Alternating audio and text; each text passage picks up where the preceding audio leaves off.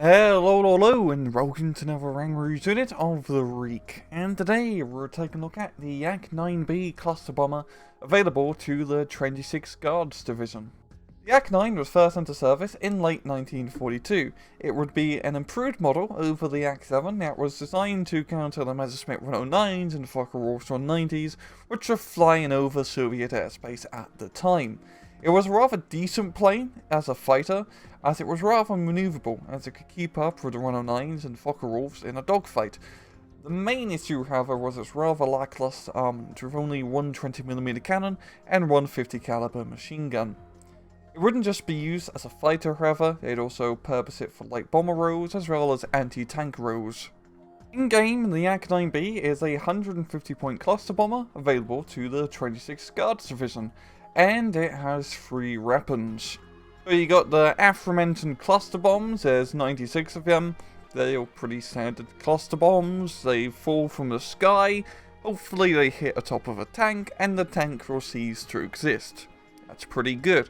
You also have a 20mm cannon, and a single 50 caliber machine gun.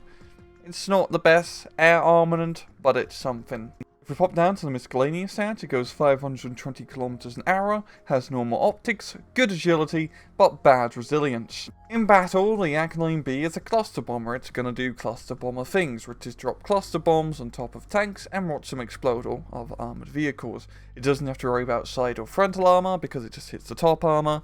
It's great, and because it drops multiple bombs, it covers a rather nice area. It's around about 200 meters by 50 meters, I've measured, in a rectangular pattern.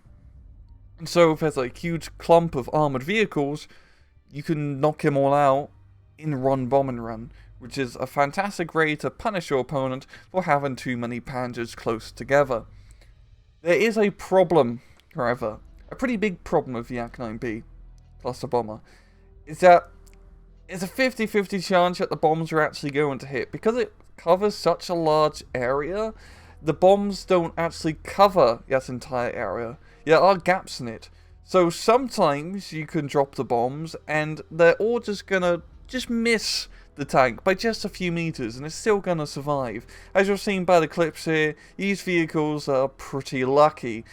Sometimes you just get head-on kills. It's a real coin flip, to be entirely honest. It's a pretty RNG dependent, rather the bombs are going to hit or not. There's no real skill thing that you can do, increasing the veterancy, it's going to make them more effective. It's just how the YAK 9B is, the cluster bomber version. That is, sometimes you hit, and sometimes you miss. You get a good amount of availability, however, with YAK 9Bs, 2 in A, 4 in B, and 6 in C, so it's actually a pretty good plane to get out in A phase, especially to punish people buying early Tigers or Panthers, etc. And you do not need to put veterancy on this plane. There's cluster bombs.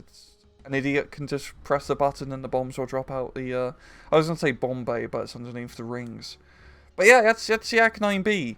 It's a cluster bomber, so it's great, but you just gotta be a little bit patient with it, because it's not always going to hit. But, well, I'm gonna leave it off at that. This has been another Rangaroo unit of the week. I hope you guys enjoyed the video. And as usual, please just take it easy.